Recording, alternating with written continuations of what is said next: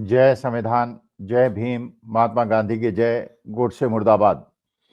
आज जब मैं ये वीडियो रिकॉर्ड कर रहा हूं, उस समय भारत का शेयर मार्केट दुबई है दोबारा आज धड़ाम हो गया है और हमारे रुपए की कीमत डॉलर की तुलना में 90.87 हो गई है।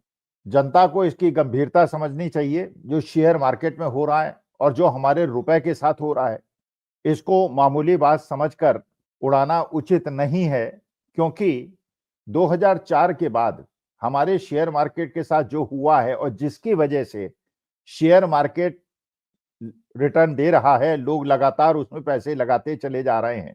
सबको सचेत होने की आवश्यकता है कि शेयर मार्केट काम कैसे करता है, शेयर मार्केट ऊपर कैसे जाता है और शेयर मार्केट नीचे कैसे जाता है। पहली बात ये बता दूं, मैं सेबी अप्रूव्ड ब्रोकर नहीं हूं, इसलिए मेरा शेयर मार्केट के बारे में टिप कोई मैं नहीं दूंगा। क्या करें आप, खरीदें या बेचें, ये मैं कतई नहीं बताऊंगा, क्योंकि मेरे अधिकार क्षेत्र में नहीं है। मैं तो केवल ये बताऊंगा कि आपको सचेत होने की आवश्यकता है, और क्योंकि मैं इस सब्जेक्ट का प्रोफेसर रहा हूं और ये मेरा बड़ा अच्छा सब्जेक्ट मेरे दिल के करीब है, इसलिए मैं इसके बारे में बात कर रहा हूं। देखिए, आपको पता है कोई भी चीज के दाम कैसे बढ़ते हैं, क्यों बढ़ते हैं और कैसे गिरते हैं, क्यों घटते हैं।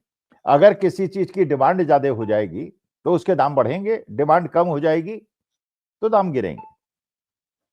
आलू के दाम बढ़ेंगे अगर उसकी डिमांड बहुत ज्यादा हो जाएगी, फसल कम होगी। मैंने डिमांड और सप्लाई, सप्लाई बढ़ेगी, डिमांड नहीं होगी, दाम गिरेंगे। और डिमांड बढ़ेगी, सप्लाई नहीं बढ़ेगी तो दाम बढ़ेंगे। इस प्रकार से ये चलता रहता है। तो शेयर मार्केट में भी अगर मार्केट के अंदर पैसा बहुत ज्यादा होगा और मार्केट में अवेलेबल शेयर्स कम होंगे तो दाम शेयर के बढ़ेंगे, और नहीं होगा तो घटेंगे। अब सवाल ये उठता है कि 2004 में एक ऐसा निर्णय लिया गया जिसकी वजह से 2004 से 2025 तक शेयर मार्केट ने आपको रिटर्न दिया।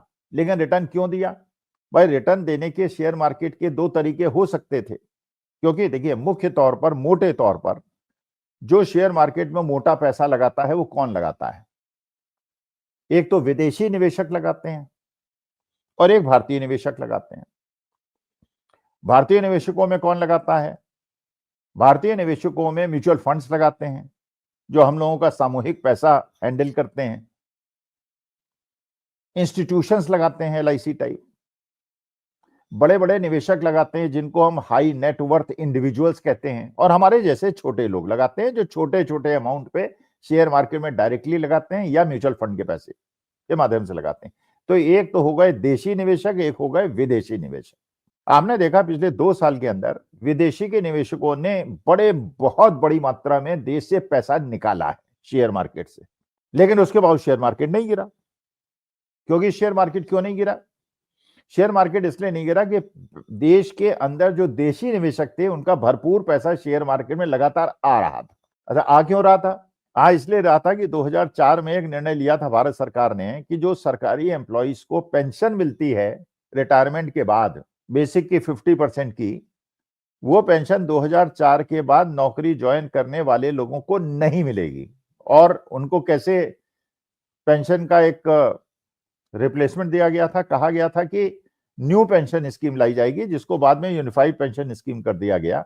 और ये कहा गया कि पैसा आप अपने अंशदान करेंगे और सरकार उसमें पैसा लगाएगी, और वो पूरा का पूरा पैसा शेयर मार्केट में चला जाएगा या बॉन्ड मार्केट में चला जाएगा।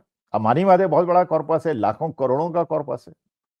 अब इतने सारे एम्प्लॉइज, उन एम्प्लॉइज का योगदान, फिर सरकार का योगदान, फिर वो सारा पैसा शेयर मार्केट में चला जाना या बॉन्ड मार्केट में चले जाना। तो शेयर मार्केट में पैसा जाएंगे तो पैसा ज्यादा हो जाएगा, मनी सप्लाई ज्यादा हो जाएगी, और मनी सप्लाई ज्यादा हो जाएगी तो शेयर बढ़ेंगे। अच्छा, एलआईसी के पास बहुत पैसा है, जो आप जो अपना इंश्योरेंस प्रीमियम देते हैं और क्लेम बहुत कम होता है तो उनका प्रॉफिट बहुत ज्यादा है, पैसा उनके पास हमेशा रहता है। अगर एलआईसी बहुत ज्यादा इन्वेस्टमेंट शेयर मार्केट में करेगा तो शेयर मार्केट बढ़ेगा। और इसके बावजूद कि जो विदेशी निवेशक हैं वो लगातार पैसे को निकाल रहे हैं, इसके बावजूद शेयर मार्केट नहीं गिरेगा, क्योंकि देशी निवेशकों का बहुत सारा पैसा उसमें लगा हुआ है। लेकिन आप देखिए, पिछले 1.5 साल में अगर आप शेयर मार्केट का बिहेवियर देखेंगे तो आप ये देखेंगे कि शेयर मार्केट नहीं बढ़ा है। जो निफ्टी का स्तर था वो पिछले 1.5 साल में टच हम नहीं कर पाए, बल्कि उससे नीचे हैं। इसका माने 1.5 साल में हमें रिटर्न नहीं मिला है, हमें नेगेटिव रिटर्न मिला है, पॉजिटिव रिटर्न मिला ही नहीं। जबकि आशा ये की जाती है कि अगर शेयर मार्केट रिटर्न दे रहा है और इकोनॉमी बहुत अच्छी चल रही है तो शेयर मार्केट में रिटर्न मिलना चाहिए। इसके बावजूद कि देशी निवेशकों का भरपूर पैसा शेयर मार्केट में जा रहा है, क्योंकि वो मजबूरी में दे रहे हैं, बिना चाहे दे रहे हैं। वो एलआईसी में भी अगर प्रीमियम दे रहे हैं तो एलआईसी अगर उनका पैसा शेयर मार्केट में लगा रहा है, उस पे निवेशकों का कोई कंट्रोल नहीं है। इसके बावजूद शेयर मार्केट 1.5 साल में नेगेटिव रिटर्न दे रहा है। तो यही पैसा 1.5 साल में अगर आपने बॉन्ड में लगाया होता या फिक्स डिपॉजिट में लगाया होता तो 6-7% रिटर्न तो आपको मिलता। तो आपकी पूंजी बढ़ी तो नहीं, आपकी पूंजी घट गई। अच्छा, विदेशी निवेशक पैसा क्यों निकाल रहे हैं भाई?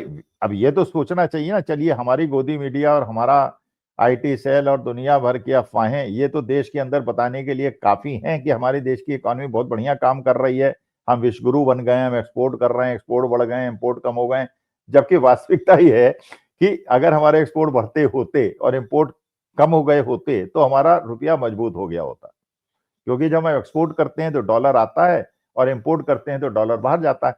लेकिन पिछले 1.5 साल में लगातार रुपया कमजोर होता गया और डॉलर मजबूत हो गया है, और आज की तारीख में वो 90.85 पे पहुंच गया है, जबकि 2 महीने पहले वो 89.50 का था।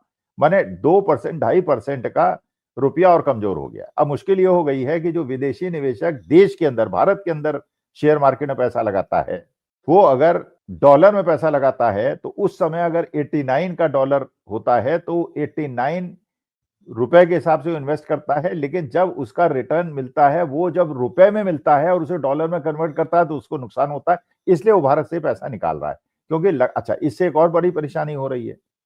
जो भारत के एक्सपोर्टर्स हैं उनको तो फायदा हो रहा है, लेकिन जो इंपोर्टर्स हैं, जिनको अमेरिका से माल मंगाना है, विदेश से माल मंगाना है और डॉलर टर्म से मंगाना है, तेल मंगाना है, कच्चा तेल मंगाना है, तो अगर वो मंगाते हैं और आपका डॉलर और कमजोर मजबूत हो जाता है, रुपया कमजोर हो जाता है, तो वहां के जो एक्सपोर्टर्स हैं वो ये घबराते हैं कि भैया ये तो जो इंपोर्ट करने वाला भारतीय है तो अपने वादे से मुकर जाएगा और मेरा माल कैसे पहुंचेगा। तो वहां के जो एक्सपोर्टर्स हैं अमेरिका के, वो भी बड़े परेशान हैं कि उनके डील कैंसिल हो रही हैं और समस्याएं उनके लिए पैदा हो रही हैं।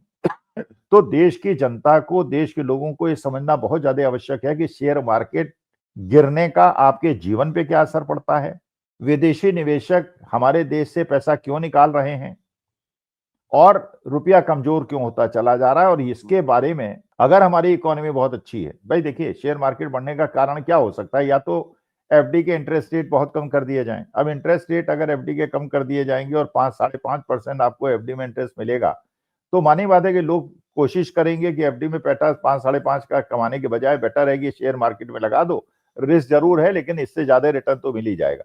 वहां भी सरकार ने खेल कर दिया है, लॉन्ग टर्म कैपिटल गेन भी लगा दिया, शॉर्ट टर्म कैपिटल गेन भी लगा दिया। पहले लॉन्ग टर्म कैपिटल गेन नहीं था, और एसटीटी भी है, मैंने हर ट्रांजैक्शन पे भी टैक्स लेंगे, लॉन्ग टर्म बेनिफिट पे भी टैक्स लेंगे, शॉर्ट टर्म में भी लेंगे। तो हर तरह के सरकार जो है टैक्स लिए चली जा रही है। तो शेयर मार्केट में लगाने से आपको कम फायदा हो रहा है, और एफडी और बॉन्ड में आपका इंटरेस्ट रेट कम कर दिया, इसलिए फायदा कम हो रहा है। तो आप तो हर जगह भुगतभोगी हैं।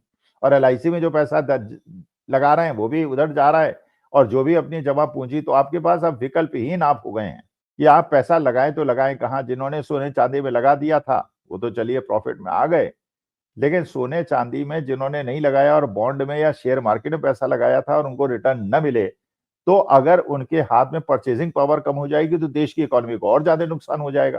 तो हम लोग चारों तरफ से घिरते जा रहे हैं, और देश की जनता के लिए बहुत ज्यादा आवश्यक है कि वस्तु स्थिति को समझे। शेयर मार्केट का न बढ़ना, विदेशी निवेशकों का लगातार पैसा निकालना, इसके बावजूद कि भारत के अंदर इंटरेस्ट रेट लगातार कम किए जा रहे हैं जिससे लोग शेयर मार्केट में पैसा लगाएं, और डॉलर का मजबूत होना और रुपए का कमजोर होना, और अमेरिका द्वारा हमसे ईरान और रूस से तेल खरीदने पे प्रतिबंध लगा देना, जिसकी वजह से अब हमें 20% तेल और महंगा खरीदना पड़ेगा।